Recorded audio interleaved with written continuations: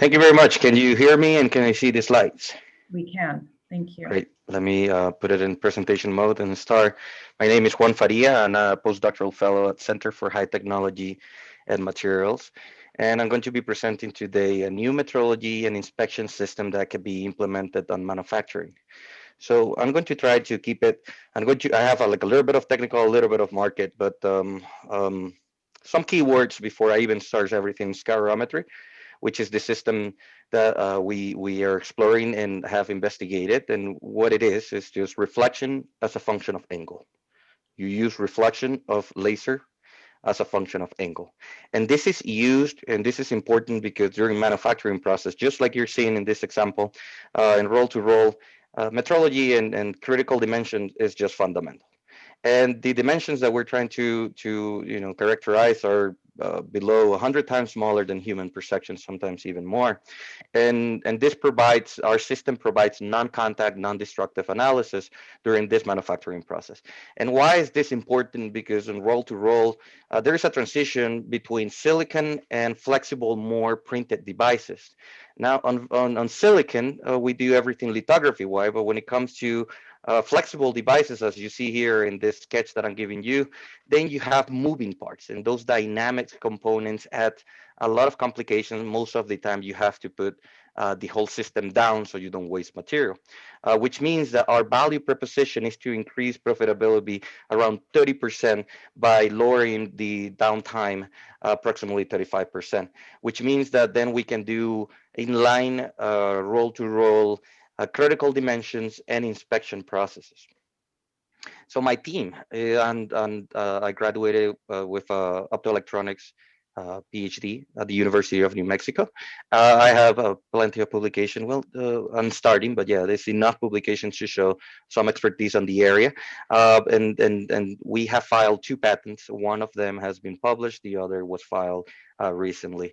Dr. Bruick has over 50 years on, and is a distinguished emeritus professor at the University of New Mexico. Technical knowledge-wise, is critical for development. So and then Scott Moya is our kind of like industrial lead who keep us more focused on how we're going to transition this and how we get that done. But on top, he has a software company that he created, Palladium. So not only he has the expertise of being an entrepreneur, but he also has the software need that we have for the development. So currently, the funding that you can see that we have is nascent. That we're in year 9. That is a national ERC for 10 years. It was about $40 million, but University of New Mexico is a site university, as a satellite university. So some of that money is what was used to develop the technology. In that same process, because NSF, we went through the I-Core, which is about $50,000 to do a full market business analysis, which is going to be covered just in a little bit, where we're able to see if we have market fit. And then we just applied to the NSF PFI grant, which is $500,000, that is going to be used for the integration of a software and user interface, go to market, and the creation of the MVP. And why is this really important? Because with the MVP, then we can launch our technology and start getting more SBIRs, phase 1 and phase 2, and get the company going. Let me continue. The innovation. So here, let me get a little bit technical here because it's important. As much as I don't want to complicate the presentation, I still have to cover some of this. So angular scatterometry, there are multiple types of scatterometry, but the one that we apply is angular scatterometry, which is what we do. Is that you can see is you have a beam, laser beam. Let me see if I can put the pointer options. Yeah, laser pointer. Okay, so you have a laser beam coming, and then the reflection is what we extract. And we do it through a set of optical components where what we do is we keep the roll system fixed and everything is moved by our optoelectrode components. And this is, we have, as you can see here, this was just for the multi-point inspection pattern. The single point, and what we have experimentally proven is we can go as fast as 45 microseconds. And how does this compare to other companies? Because I mean, you probably never heard this before, or for some of you, you have. But the truth is that if we do 100 points in the multi-point throughout the whole web while it's moving, we can do approximately 4.5 milliseconds. And the fastest commercially available tool is 50 milliseconds for 1 point, which means that we can do a whole inspection of the web even faster than some of the commercial tools that are available right now. And the truth is that when we extract the reflection, there's a lot of process that need to be done, calibration, normalization, and then reverse feeding and all that, which I'm not going to be getting into it. But the most important part when it comes to the commercialization aspect of this is what it is that we do that allows the manufacturing not to stop. First is not in contact. It's compatible with roll to roll. So it doesn't interfere with any process that is happening. It's nanoscale, it's sub 50 nanometers for roll to roll and roll to sheet manufacturing. Sub 50 nanometers, plenty of resolution. If you go with EUV, then that's a different question. But for 15, for roll to roll, and then the most important one that I'm presenting today is how we're capable of doing the whole web. There's more work that needs to be done on this, of course, like never stops in research. But the truth is that the potential is immense, considering how fast we can do a whole web. So part of the background of why this is important, it's just real-time metrology has been used in any manufacturing over the years, nonstop. Companies like Intel spend more money on it, while TSMC that is coming to Arizona is less money that they're spending on it, but they have less yield, more yield. The truth is, depends of the company that you're addressing, how they want to do this business model. But real-time metrology and inspection are just essential during this manufacturing process. And the functionality of our system, what it does is when you go with thin films, Alexometry, for example, is a system that can be used for measuring thin films, and we can do it with our system. We can do nanopattern structures, and that is part of what we do as scatterometry and reflectometry. And then with our two modalities is the critical dimension and defects. Critical dimension is see if your structures are at the specs that you're intended to print, and the defects is more if you have a non-failing or if you have a contamination. And all this is going to be impacting businesses like display, solar energy, superconductor. Obviously, we're not going to be targeting all of them as when we launch the company, but display will be our main one that the value proposition I gave you was related with. And then there are more specific printing products like wire grip polarizers, metal mesh grids, all these ones and thin films, and all of these ones I'll use in LED components, LCD TVs, cell phones, literally everything that we use that has a display these days use this kind of so what is the market potential? And here it's easy for me to come and say, oh yeah, the full market is 18.3 billion by 2025. But the truth is that we're not going to be selling to everyone that is covered, and this is including manufacturing and everything. So the truth is that we needed to do full market analysis, which is part of the ICOR program that we just finished, where we did top to bottom approach, top bottom approach to know what is the total market available and the serviceable available. However, the obtainable, which is the one that we want to focus, we did a bottom up, which we did based on the number of companies that are actually selling product on roll to roll worldwide. And based on the needs that they have, we did the calculation of how much that market is currently right now. And this is for printing, electronic printing on roll-to-roll optical scanner using some of our technology to the $5 million. Some of this data that was used to do this deep investigation was actually Rainforest Innovation help with providing some of this data. Thank you, Rainforest, where we use the Frost and Sullivan market analysis for that. And some of the custom business model here is a hypothetical way of how we can go. But what we're showing here is mostly the potential. The CAC, which is the customer acquisition per customer, is about $22,000, $273,000, and the lifetime is $3.8 million, giving $400,000 over $400,000 per customer in lifetime value. The ratio between the lifetime value and the CAC is over 20x, which gives a great potential to the company to launch and to enter the market. And this is hypothetically offering some of subscription and asset service directly only to manufacturing plants that we decide to sell. This is not me including our other business models with system integrators that we can expedite, where we sell them cheaper and they will sell more. So there's a lot of potential of how we can address this. Clearly, if we want to do other business models, then we have to target how the subscription is going to work and all that. But here is just to show the potential of the company itself and its creation. Some of the competition that we can say we have compare ourselves with is KLA. That's a monopoly when it comes to metrology, and you can see how they can do inspection, CD metrology, and but their prices goes for $2 million approximately, and they only do scatterometry. And then I could do Nova measurement where they do a little bit more roll to roll. Still, they only do reflectometry. They can be fitted, but the steel prices are much farther the way we can enter the market compared to our technology. And then you have Saigo and J Woolen that are more focused on thin films that they use interferometry and alexometry. Again, the problem with this ones is that they don't offer what we can. So the truth is that there's no commercial available in line roll to roll. So how they deal with this situation, they stop the web. In manufacturing, every time you stop the web, you're wasting money. So, do we have market fit? We did in the ICOR process over 110 interviews. In this process of interviews, we were able to contact as many companies as we could in the field. Some of them were even wafer scale, so in that process. But the truth is, over 55% of them were roll to roll and roll to sheet, and we were able to, prove that yes, there's a market fit. We can increase approximately 30% of the profitability on roll to roll manufacturing process on customer segments, as you can see, roll to roll to sheet, large areas, master drums. Now, interesting, at the end of the ICOR, for the application of other grants, we were able to create 3 partnership with industries here, national and international. And when I say international, I'm talking Netherlands, I'm talking UK, US, and there were one in Japan that they're willing to help.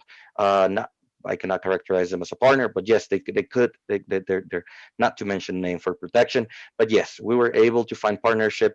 We were able to find large support from corporations for future uh, uh, grants. And then I have been invited in this last 2 months to plenty of places to go and present our work. The largest roll-to-roll manufacturer in the world invited us, Rainforest. Thank you. And then there's other national companies that have invited me on top of being invited papers and conferences for publication. So now let me go back to the technical to show you how it actually works. This is what we actually extract from our system. We extract reflection as a function of angle, and then you can have multiple systems here. I don't have enough time to cover you all the details behind, but here we're going and we're comparing SEM, which is well known, scanning electron microscope, with our system and some other offline systems where our fits are really well across all the different widths that we did in this 1D structures. And the reason why we picked this sample is because you have different indexes, optical challenges, aluminum, photoresist, and all those things add the complexity of how much we can characterize those ones. All that has been published in AIP, JBSD, IPBN, SPI. You can find all that, or I can send it to you if you need me to send you more information. And then we did as well 2D silicon nanotubes, which relates more to work like the metal mesh grids, where you can see our agreement under static and dynamic conditions as fast as 50 centimeters per second, we're still be able to characterize. So I think I took a little bit more extra of the time, but this is my last slide. So let me finish really good. Let me wrap it up. Current status. We're still in the nascent ERC. We still have year 9 and year 10 to finish. And part of the collaboration is to take our system, pick it up from here, put it in there, connect it to an actual company that is installing a roll-to-roll system at the UT Austin Research Facility, Pickle, the nascent center. And that is going to allow us to continue the functionality of our system and how it operates properly. We have done the ICOR regional and national, where we have done a lot of interviews. But the truth is, anytime you're trying to open a company, interviews never end. So there's now a new set of interviews that need to be done of how we're going to be addressing the software market analysis.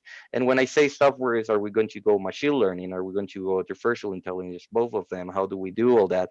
The truth is that even though those programs are done, you never stop doing customer discovery and seeing, especially in technology, you never stop. We have applied for the PFI grant, which is going to hopefully give us up to 550K, looking well in my opinion, but we still have to wait for the news, and then to develop the MVP. And with this MVP, then we can launch and enter market, and then apply some of that knowledge to get another second generation multi-point inspection where the real gold probably is. That being said, that is my presentation. Thank you very much. And if you have any questions. Thank you, Juan. I think we're the other session is wrapping up, so we have time maybe for one or two quick questions. Beto, can I jump in? Just slide. Can you go to slide? I think it's 4. Yeah, that one. 4. Funding. Okay.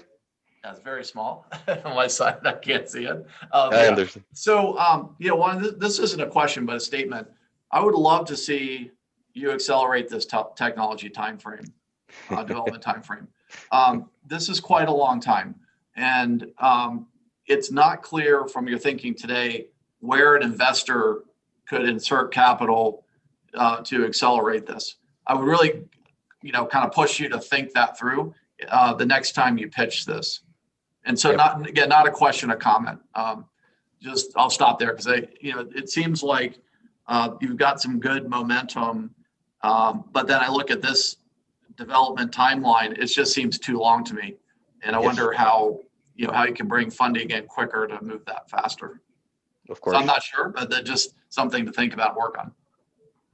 Great suggestion. And clearly, yes, it has been a point that has been raised multiple times. Now, being in academia and getting money from the NSF grants has helped us to get this process to be smoother. But yes, you're right. When you go and try to pitch this to an investor, they all that sounds good, but they want a little bit more certainty of how their money is going to be used. Thanks. Beto, did you want to ask your question quickly? Yeah, one quick question.